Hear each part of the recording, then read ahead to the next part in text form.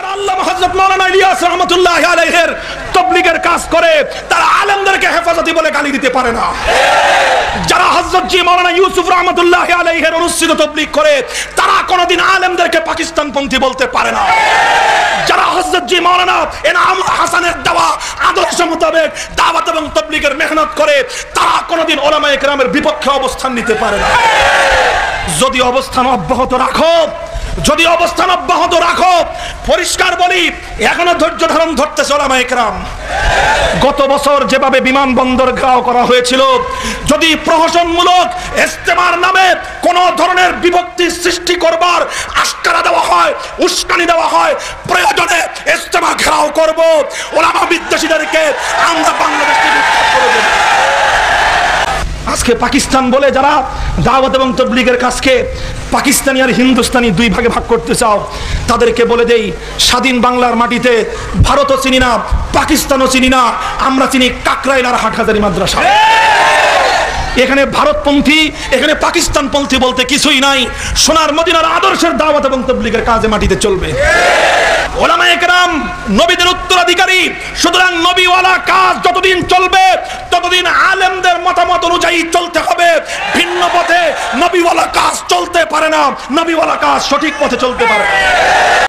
উম্মতের উলামায়ে কেরাম আজ বাংলাদেশের শতকরা 99.99% এক দুইজন বিক্ষিপ্ত ব্যক্তি ছাড়া গোটা বাংলাদেশের টেকনাফ থেকে তেতুলিয়া পর্যন্ত সমস্ত আলেম সমাজ দাওয়াত এবং তাবলীগের কাজের ব্যাপারে যে ঐক্যবদ্ধ দিক নির্দেশনা দিচ্ছেন সেটা অনুযায়ী বাংলাদেশে ইনশাআল্লাহ তাবলীগের কাজ চলবে।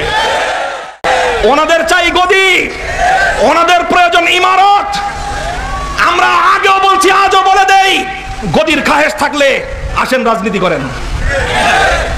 গদির খায়েশ পূরণ করবার জায়গা কাকরাইল নয়, গদির খায়েশ পূরণ করবার জায়গা নিজামুদ্দিন নয়।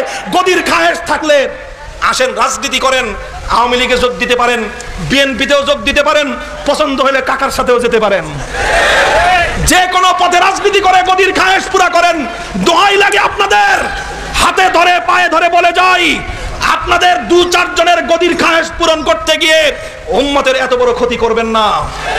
ভারতীয় সংবিধানের মৌল 4 নীতি, জাতীয়তাবাদ, ধর্মনিরপেক্ষতাবাদ, গণতন্ত্র এবং সমাজতন্ত্রের 4 মূলনীতিকে ভিত্তি করে সেই শ্রীমতী ইন্দিরা গান্ধীর নির্দেশে শেখ মুজিবুর রহমান সাহেব 72 সালে এসে বাংলাদেশের মুসলমানদেরকে একটা সংবিধান দিলেন। আর ওই সংবিধানের আলোকে আল্লাহর কোরআনের আইন বাস্তবায়ন হবে তো দূরের কথা, আল্লাহর কোরআনের আইন বাস্তবায়ন করবার পথ চিরতরে তিনি বন্ধ করে দিলেন। অথচ 70-এর নির্বাচনের আগে জাতির সঙ্গে তিনি ওয়াদা করেছিলেন পাশ করতে পারলে কোরআন সুন্নাহ বিরোধী কোন আইন করবেন না। 72 সালের সংবিধান তৈরি করে তিনি আইন করলেন এ দেশে ইসলাম কায়েম করবার জন্য কোন রাজনৈতিক দল গঠন করা যাবে না। তিনি ইসলামকে নিষিদ্ধ করলেন। আর এইভাবে ইসলামকে নিষিদ্ধ করবার মাধ্যমে 70 সালের নির্বাচনের আগে যেই সৎ এবং ভালো কাজটা করেছিলেন 100 ভাগ পল্টি দিয়ে গোটা জাতির সঙ্গে তিনি চরম গাদ্দারি আর বিশ্বাসঘাতকতা করলেন।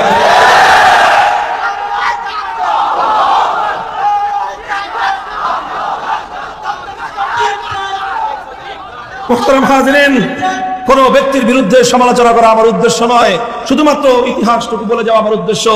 যে যেটা ভালো করেছেন ভালোটার প্রশংসা করি, খারাপ যেটার জন্য গোটা জাতিকে খেসারত দিতে হয়েছে সেটার সমালোচনা করা আমার ইমানি দায়িত্ব। 72-এর সেই সংবিধানের কারণে আজ স্বাধীনতার 50 বছর পর পর্যন্ত বাংলাদেশের কোন মুসলমান পাক্কা ঈমান নিয়ে এদেশে বসবাস করবার সুযোগ নাই। বলবেন কেমনে সুযোগ নাই? এই যে আপনাদেরকে প্রথমে আমি প্রশ্ন করেছিলাম, ওই প্রশ্ন দুটো এবার জমা দেন আবার আমার কাছে। ওই প্রশ্ন দুটো মনে আছে?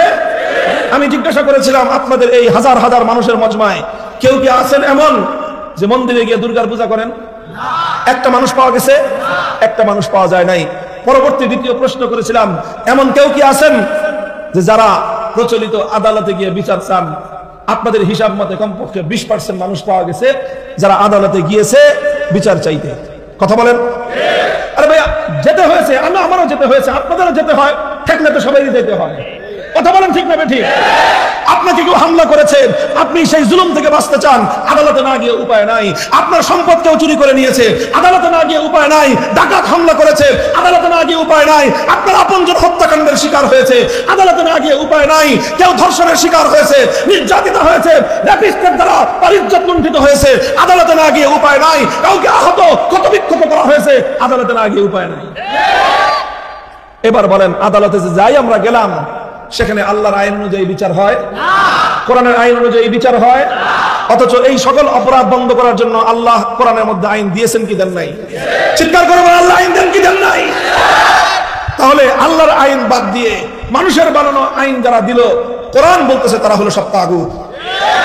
আর যারা আল্লাহর জায়গায় তাগুতকে বিশ্বাস করে, আল্লাহর পরিবর্তে যারা তাগুতের অনুসরণ করে, তারা হলো মুশরিক। নিত্য নতুন ভিডিও পেতে চ্যানেলটি সাবস্ক্রাইব করুন। ভিডিওটি শেষ পর্যন্ত দেখার জন্য ধন্যবাদ। আল্লাহ হাফেজ।